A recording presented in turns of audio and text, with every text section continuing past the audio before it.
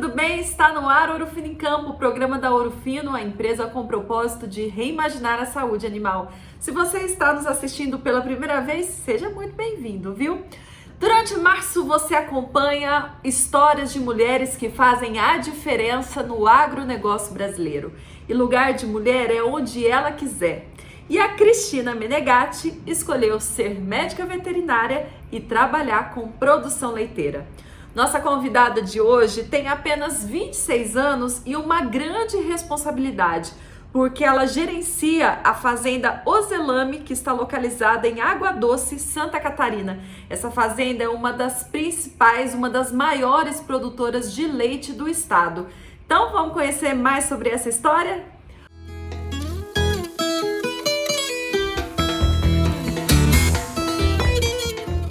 Seja muito bem-vinda ao Ouro Fino em Campo. Obrigada, Ju. Obrigada mesmo pelo convite, pela oportunidade. Muito obrigada de coração. Querida, me conta, qual que é a tua ligação com o campo? Porque você é veterinária, e aí por que você resolveu trabalhar com bicho? Então, Ju, a minha história com o campo, com o agro, ela começa desde o berço, porque eu venho de uma família produtora de leite. Então, o meu pai, ele produz leite há mais ou menos 40 anos. Então, a minha história com a pecuária leiteira, ela é muito íntima. E eu cresci nesse meio. Quando eu me tornei uma adolescente que precisava escolher uma profissão, o que eu ia seguir para minha vida, o que eu sabia fazer, o que eu mais gostava de fazer era trabalhar com as vacas de leite do meu pai. Então eu não tive outra opção dentro do meu coração a não ser veterinária. Entrei na faculdade querendo bovinocultura de leite e saí mais ainda apaixonada. Hoje eu digo que eu sou completamente, perdidamente apaixonada pelas vacas de leite, né? Com certeza. Ô Cris, e quando você chegou na faculdade, né, a gente sabe que a veterinária, ela tende a ter um público mais masculino, mas como era a sua turma? Minha turma era bem dividida, bem equilibrada, mas a maioria das meninas queriam pequenos e a maioria dos meninos queriam grandes, né? Bovinos ou equinos. Então, eu era praticamente a única menina dentro, a única mulher dentro daquela sala que queria grandes. Aí, consequentemente, a minha turma, né, meus amigos, meus colegas, as pessoas que eu tinha mais trocas, mais trabalhos em grupo, a gente trocava conhecimento, eram homens. Certo, mas nessa época, mesmo tendo uma sala mais mista, você sofreu algum tipo de preconceito por ser mulher e por querer trabalhar com pecuária leiteira? Na verdade, o preconceito começou dentro da minha casa. Jura? O meu pai, mesmo produzindo leite, e ele é um empreendedor, ele sempre foi muito inovador na pecuária leiteira, sempre teve muita eficiência na produção, ele não concordava com a minha ideia, porque ele disse que ele não tinha criado uma filha para trabalhar no sol, na mangueira, ou como que eu, tão frágil, iria trabalhar com touros, com vacas pesadas, que eu não tinha força física, né? Então, o meu preconceito começou em casa, mas ele nunca deixou de me apoiar, no sentido assim, ele bancou meus estudos, me sustentou durante toda a faculdade, mas era contra, preferia que eu tivesse uma profissão mais calma, sem tanto estresse, sem tanto desgaste físico. Depois que ele acostumou com a ideia, isso foi uns 2-3 meses de eu ingressar na faculdade de veterinária, ele começou a comprar a ideia, começou a me apoiar e me ajudar a formar a profissional que eu vinha ser. Dentro da faculdade, eu não sofria preconceito, no sentido de sala de aula. Na sala de aula, a gente não tinha diferenciação entre homens e mulheres, mas no campo, sim. Estágios para mulheres eram muito mais difíceis. Os veterinários, os profissionais que eu sonhava em acompanhar, em receber um pouquinho desse conteúdo que eles tinham, não aceitavam mulheres. E às vezes o preconceito vinha das próprias esposas desses profissionais, que não aceitavam meninas como estagiárias.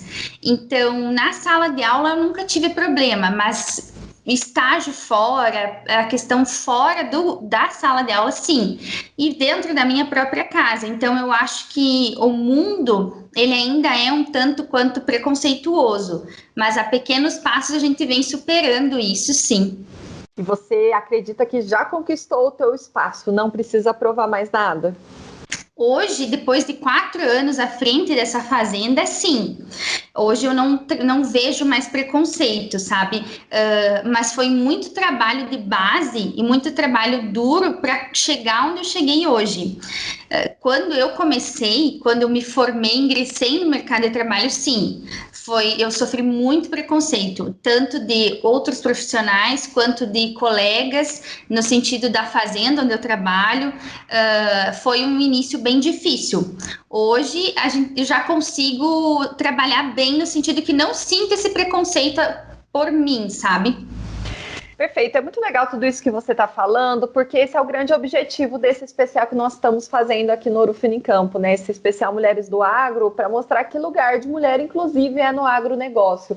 Porque o preconceito ainda existe, você hoje já conquistou o seu lugar, mas eu imagino que as estudantes, por exemplo, de medicina veterinária possam estar passando por uma mesma situação que você passou, né, que você viveu no passado, e a gente quer alertar, né, que a gente precisa dar voz e o principal, eu acho, né, Cris, não sei se você concorda comigo, as mulheres precisam se unir, porque olha só, as esposas proibirem uma estagiária de trabalhar, então não pode acontecer isso, né?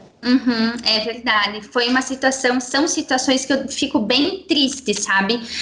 Na época, eu fiquei bem chateada porque eu não entendia o motivo de tamanho preconceito. Eu sabia da minha índole, da minha personalidade, mas ainda tinha. E esse preconceito vindo de outra mulher, eu acho que ele é muito rígido e pesa muito mais para nós que sofremos isso. Graças a Deus, o caminho foi se abrindo, a gente vai cultivando, a gente vai semeando durante a graduação uma personalidade, um nome, e graças a isso eu consegui boas oportunidades. Mas é importante alertar as meninas que estão vindo nessa próxima geração de que é necessário sim dar voz. Perfeito, mulherada. Então, ó, ninguém solta a mão de ninguém. Vamos nos unir. Isso. Cris, vamos falar da Fazenda Ozelame, então, que é uma das principais produtoras, uma das maiores produtoras de leite de Santa Catarina, está localizada na cidade de Água Doce. Me conta como que está a produção, quais são os objetivos de você, porque, né, você tem todo um cargo, uma grande responsabilidade em conduzir toda essa equipe. Na verdade, a fazenda em si, ela começou pequena. É uma história um tanto quanto curiosa.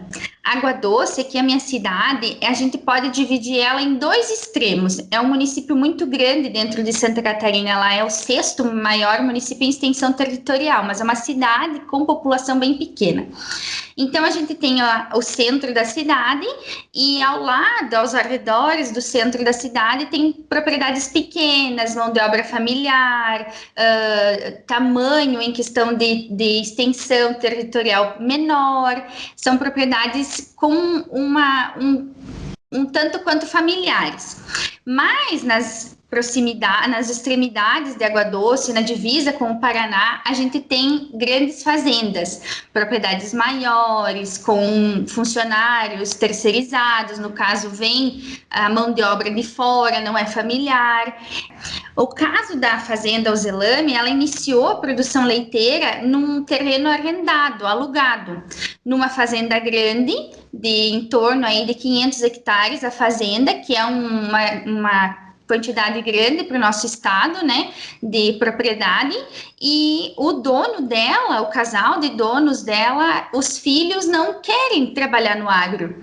Um é médico em Rondônia, fez sua vida lá, e outro ele é embaixador do Brasil. Então ele trabalha de anos em anos em outro país, e ele não quis voltar e tocar essa fazenda. E o pai dele, né, desse embaixador do Brasil, conheceu muitos países da Europa. e se apaixonou pela produção de leite na Europa e tentou reproduzir aquele sistema da Europa aqui no Brasil, aqui em Santa Catarina, em Água Doce. O que aconteceu foi que não deu certo, porque são mundos totalmente diferentes. Então, ele resolveu parar com a atividade. E o meu chefe, né, que hoje eu sou funcionária de um casal de empresários de Água Doce, arrendou toda essa fazenda. Quando o meu chefe comprou essa fazenda, eram 16 animais em ordenha. Quando eu cheguei, 4 meses depois, já tinham 48. 48 animais em ordenha e em torno de 80 cabeças no rebanho geral. Em dezembro de 2020, que foi quando eu completei 4 anos de empresa, a gente já tinha 250 vacas em lactação, numa estrutura totalmente nova, pensada, e 500 animais no rebanho. Então, foi um salto muito grande. A gente ficou nessa estrutura arrendada, com sistema pasto, por 3 anos. 3 anos e meio. E fazem 6 meses que a gente mudou para uma estrutura totalmente nova, pensada, idealizada, que são um barracão misto, composto e freestyle em cross ventilation, com capacidade para 650 animais confinados, e mais uma estrutura de bezerreira para cria e recria desses animais. Perfeito. Muito bom, que legal conhecer toda essa história, todo esse trabalho de vocês, viu? Quero te agradecer pela sua presença e desejo sucesso para você e para toda a fazenda. E para a gente encerrar o nosso bate-papo, eu quero que você complete a frase, por favor. Ser mulher é? Um grande desafio, mas um desafio apaixonante. Eu acho que ser mulher é ser um ser divino, né? Não que o homem não tenha espaço para isso, mas a mulher, além de ser a que dá luz para outros seres humanos, ela tem toda uma questão interna de amor, de cuidado. Então, eu acredito que ser mulher é um grande desafio, mas é um desafio, assim, extremamente apaixonante, extremamente esplendoroso, sabe? Ser mulher e colocar o amor nas coisas que a gente faz é a maior diferença hoje. Então, eu acredito que tudo precisa ser feito com amor, e a mulher, ela é detentora dessa capacidade num grau, assim, muito, muito alto. Perfeito, obrigada, viu, Cris, pela sua participação aqui no Ouro Fino em Campo, contribuiu demais.